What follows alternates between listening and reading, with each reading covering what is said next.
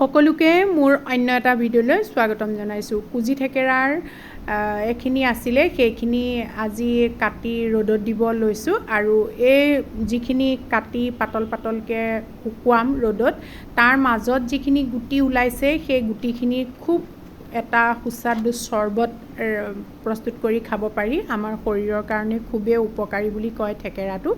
আগতেও মই থেকেৰাৰ এটা চৰ্বত দিছিলোঁ, সেইটো শুকান থেকেৰাৰ দিছিলোঁ। আজি মই আপোনালোকক এই থেকেৰাৰ মাজৰ যিটো কমলা ৰঙৰ গুটি, সেই গুটিটোৰ চৰ্বত বনাই খাব পাৰি আৰু খাবলৈ খুবেই সুস্বাদু হয়। আপোনালোকক দেখুৱাওঁ মই কেনেকৈ এই চৰ্বতটো প্ৰস্তুত কৰিলোঁ। মই ধুই মেলি আনি থওঁতে দুটামান কাটিছিলে। সেইফালে এয়া ডলাখনত অকণমান মিহি মিহিকৈ কাটি থৈছে শুকুৱাবৰ কাৰণে। এইখিনি ৰ'দত দিওঁগৈ। তাৰপাছত আৰু এইখিনি কাটিবলৈ আছে, সেইখিনি মই যিবোৰ গুটি ওলাব একদম ধুনীয়া, যিটো পুৰঠ গুটি একেবাৰে যিটো সুমথিৰা ৰঙৰ হৈ থাকে, সেই গুটিকেইটা লৈ পেলাই এতিয়া মই চৰ্বত প্ৰস্তুত কৰিম। এইখিনি ইয়াৰ পৰা এইয়া ধুনীয়া ধুনীয়া গুটিকেইটা লৈ আহিছোঁ। মোৰ কেমেৰাই আপোনালোকক কিমান ধুনীয়াকৈ দেখুৱাব পাৰিছে মই নাজানো, কিন্তু এই ৰংটো বহুতেই লোভনীয় আৰু পকা থেকেৰাটো সঁচাকৈয়ে ধুনীয়া। মানুহে যে কয় পকা থেকেৰা ৰঙৰ, সেইটো ৰংটো ইমান ধুনীয়া। চাওক, তাৰপিছত ইয়াৰ পৰা এয়া গুটিকেইটা উলিয়াই লৈছোঁ। বেছি গুটি লোৱা নাই, বহুত বেছি গুটি ল'লে মানে ইয়াত টেঙাটো বহুত বেছি হ'ব। গতিকে মই ইয়াত প্ৰায় 20টামান গুটি লৈছোঁ আৰু এইখিনি এতিয়া ফিল্টাৰ পানীখিনি দি পেলাই তাতে হেতাখনেৰে অকণমান ভাঙি ভাঙি দিছোঁ। কিন্তু হেতাৰে গোটেইখিনি যে ভাং খাব ইমান সম্ভৱ নহয়, কাৰণ ইয়াৰ পৰা ওপৰৰ চামনিটো এৰুৱাবলৈ অকণমান কষ্টকৰ হয়। তাৰপিছত ইয়াতে দিলোঁ নিমখ আৰু চেনি দি থৈছোঁ। এতিয়া মই এইখিনি কোমলিবৰ কাৰণে, গুটিখিনি যাতে কোমলে হেতাখনেৰে ভালদৰে এৰুৱাব পাৰোঁ, তাৰ কাৰণে মই অলপ সময় ঢাকি ৰাখিম। এইখিনি অকণমান হেতাখনেৰে গুলি দিছোঁ। তাৰপিছত এতিয়া এইখিনি মই এই থেকেৰাখিনি কাটি লোৱালৈকে ৰাখি থ'ম। এতিয়া এইখিনি যিখিনি থেকেৰা বাকী থাকিলে সেইখিনি এতিয়া কাটি ল'ম। আমাৰ গাঁৱত প্ৰায়বোৰেই ঘৰত এই কুজি থেকেৰা থাকে আৰু ইয়াৰ ঔষধি গুণো বহুত আছে। যদি আমাৰ পেট কামোৰে বা গৰম সোমায়, তেতিয়া আমি শুকান থেকেৰাৰ চৰ্বত অকণ প্ৰস্তুত কৰি খালে আমাৰ পেটটো বহুত আৰাম লাগে। এইখিনি কটাৰ পাছত মই এইখিনিও বেলেগ এখন এটা পাত্ৰত লৈ পেলাই কাগজ এখন ওপৰত দি এতিয়া এইখিনিও ৰ'দত দি থৈ আহোঁগৈ।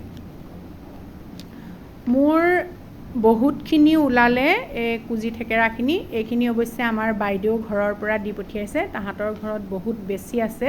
এজোপা গছতে অৱশ্যে বহুত লাগে।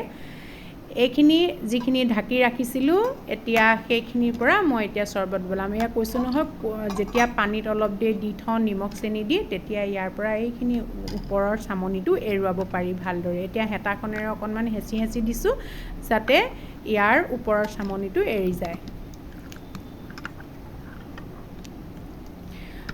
আমি যেতিয়া ঘৰত খাবলৈ ব্যৱহাৰ কৰোঁ, তেতিয়া হাতেৰেও খচি ল'ব পাৰে আপোনালোকে, হাতখন যদি ধুনীয়াকৈ চফা কৰি ল'ব পাৰে। এতিয়া চেকনিখনত যিখিনি আঁহ আছে সেইখিনি চেকি ল'ম। বহুতেই ভাল লাগে খাই। আপুনি যেতিয়া কাৰোবাক ইয়াৰ এগিলাচ চৰ্বত দিয়ে, তেতিয়া আপুনি যদি নকয় থেকেৰা গুটিৰ চৰ্বত বুলি, তেতিয়া ধৰিব নোৱাৰে আৰু ৰংটোও বহুত ধুনীয়া হয়। মোৰ চেকনিখন অকণমান সৰু, সেইকাৰণে সৰকি যাবলৈ অকণমান সময় লাগিছে।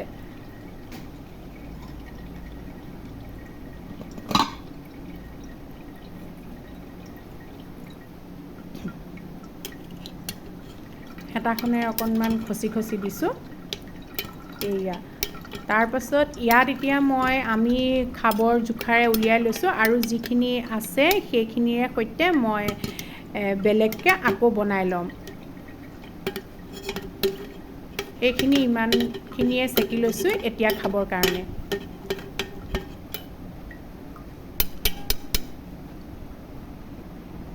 এয়া টেঙাটো বহুত বেছি হয়, সেইকাৰণে ইয়াত পানী মিলাব লাগিব। এতিয়া 3 গিলাচ মই প্ৰথমতে চেকি লৈছোঁ। এয়া চাওক, একো ৰং নিদিয়াকৈ থেকেৰাৰ ৰঙেৰে ইমান সুন্দৰ এটা ৰং হৈছে, চাওকচোন। টেঙাও কিন্তু যথেষ্ট হয়, বেছি গুটি দিলে মানে তেতিয়া চেনিৰ পৰিমাণটো অকণমান বেছিকৈ দিব লাগে।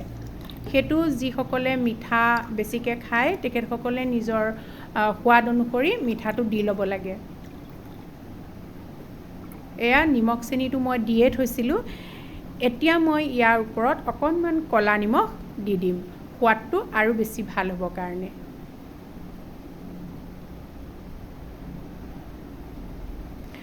ক'ৰবাৰ পৰা গৰমত যদি আহি পেলাই এই থেকেৰাৰ চৰ্বতটো আপোনালোকে খায়, আপোনাৰ শৰীৰ শীতল পৰি যাব আৰু খাবলৈ খুবেই ভাল হয়। যিসকলে খাইছে তেখেতসকলে সোৱাদটো গমেই পাইছে। আৰু এইখিনি আছিলে, সেইখিনি মই এয়া আকৌ খচি লৈ পেলাই তাৰপাছত তাতে আৰু অলপ নিমখ চেনি দি বটল এটাত ভৰাই থৈছোঁ।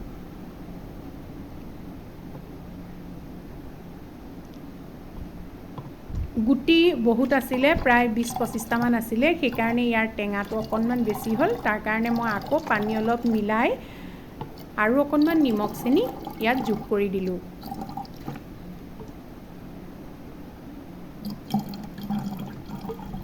বজাৰত কিনি খোৱা চৰ্বততকৈ ঘৰত যদি এনেকৈ প্ৰস্তুত কৰি খোৱা এই চৰ্বত গিলাচ কিমান উপকাৰী হয় ভাবকচোন।